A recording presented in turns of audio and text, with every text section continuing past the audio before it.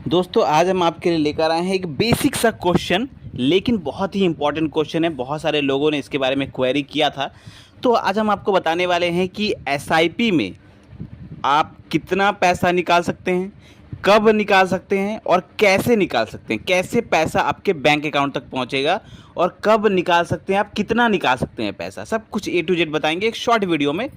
तो हम आपको सबसे पहले बता देते हैं कि देखिए 3 कैटेगरी के फंड्स होते हैं जहां पर आप सोच समझ के पैसा आपको निकालना चाहिए। ठीक है, सिर्फ 3 कैटेगरी के फंड जहां पर आपको लॉक इन पीरियड होता है। बाकी जितने कैटेगरी के फंड होते हैं उन सब पर आप जब मर्जी तब पैसा निकाल सकते हैं। वो 3 कैटेगरी के फंड्स हैं।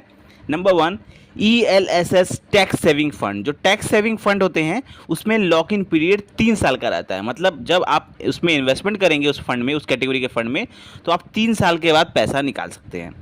दूसरा होता है रिटायरमेंट फंड्स। बहुत सारे ऐसे रिटायरमेंट फंड्स होते हैं जिनका लॉक इन पीरियड 5 साल का होता है। वहाँ पर आप रिटायरमेंट फंड्स वहाँ पे 5 साल के लॉक इन पीरियड पर निकाल सकते हैं। तीसरा होता है चिल्ड्रन गिफ्ट फंड, जिसे हम CGF भी कहते हैं शॉर्ट फॉर्म में।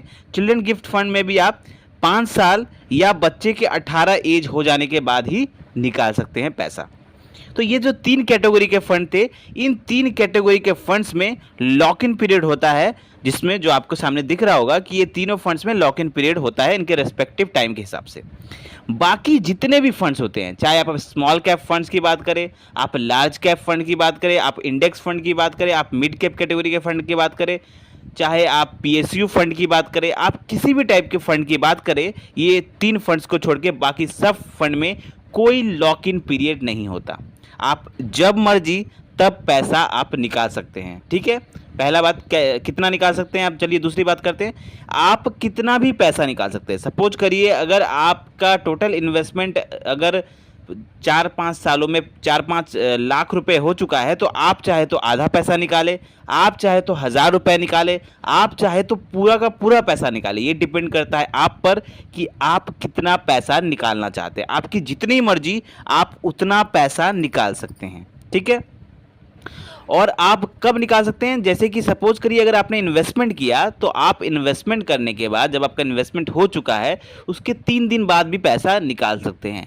और आप चाहे तो आप 20 साल बाद भी पैसा निकाल सकते हैं। मतलब आपके ऊपर है कि आप कब पैसा निकालना चाहते हैं। ठीक है, आप कभी भी निकाल सकते हैं। आप 3 दिन के बाद भी पैसा निकाल सकते हैं, और आप चाहे तो आप 20 साल बाद भी पैसा निकाल सकते हैं, 25 साल, 30 साल, कभी भी आप निकाल सकते हैं, एज पर योर विश। ठीक है, अब चलिए बात करते हैं कि पैसा निकलता कैसे है।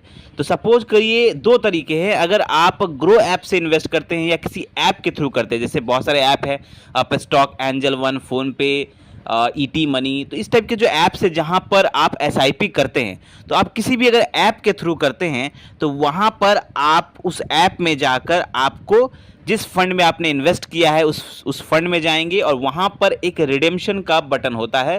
तो जब आप रिडेम्पशन पे क्लिक करेंगे तो वहां पर आपके रजिस्टर्ड मोबाइल पर और आपके रजिस्टर्ड ईमेल पर, मतलब जो मोबाइल और ईमेल आपने दिया था उस ऐप में, उस मोबाइल और ईमेल पर एक OTP आएगा।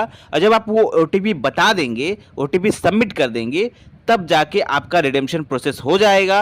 और उसके बाद जो आपने बैंक अकाउंट दिया था वो उसी बैंक अकाउंट में 3 दिन के 3 वर्किंग डेज के अंदर अंदर आपके बैंक अकाउंट में पैसा क्रेडिट हो जाएगा। ठीक है, 3 दिन लगते हैं पैसा क्रेडिट होने में, 3 वर्किंग डेज का मतलब होता है सैटरडे संडे छोड़कर जो वर्किंग डेज होता है मंडे टू फ्राइडे, इन 3 दिनों के भीतर आपका पैसा क्रेडिट हो जाता है, आपके बैंक अकाउंट में आ जाता है। आप कितना भी पैसा निकाल सकते हैं, जितना आपके बैंक अकाउंट में, आपके म्यूचुअल फंड में है, आप उस हिसाब से पैसा निकाल सकते हैं। दूसरा, अगर आप किसी ऐप के थ्रू नहीं करते हैं, ठीक है, बहुत सारे ऐसे लोग भी हैं जो ऐप के थ्रू नहीं करते हैं। हो सकता है उन्होंने बैंक के थ्रू कर लिया हो, किसी एजेंट के थ्रू कर लिया हो, किसी डिस्ट्रीब्यूटर के थ्रू कर लिया हो।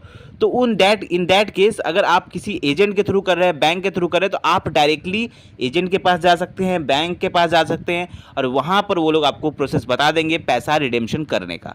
दूसरा, बहुत सारे ऐसे लोग होते हैं जो डायरेक्टली करते हैं, मतलब AMC की वेबसाइट से डायरेक्टली लॉगिन करके भी इन्वेस्टमेंट करते हैं। तो इन दैट केस आप क्या कर सकते हैं, उस वेबसाइट पर फिर से लॉगिन करना पड़ेगा आपको, और वहाँ पर आपको क्या करना पड़ेगा, आपके फोलियो नंबर से आपको वहाँ पे लॉगिन करना पड़ेगा, आपके पैन कार्ड से लॉगिन करना पड़ेगा। फिर वहाँ पर भी आप रिडेम्पशन पे क्लिक करके आपके मोबाइल पर ओटीपी आएगा, ईमेल पर ओटीपी आएगा, वो सबमिट करके आप निकाल सकते हैं। तो ये सब प्रोसेस था पैसा निकालने का।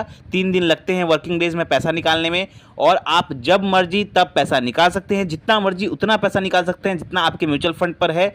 लेकिन मेरी यही रिकमेंडेशन है कि आप जितना ज़्यादा हो सके लंबे समय के लिए होल्ड करें, क्योंकि जितना ज़्यादा आप लंबे समय के लिए होल्ड करेंगे उतना ज़्यादा पैसा आप म्यूचुअल फंड में बना सकेंगे। क्योंकि म्यूचुअल फंड एक ऐसा क्रिकेट मैच है जिसकी पिच पर आप जितना ज़्यादा देर तक टिके रहेंगे आपके पैसा बनाने के चांसेस उतने ही ज़्यादा रहेंगे। मिलते हैं कल एक नए फाइनेंशियल वीडियो के साथ। थैंक यू, धन्यवाद।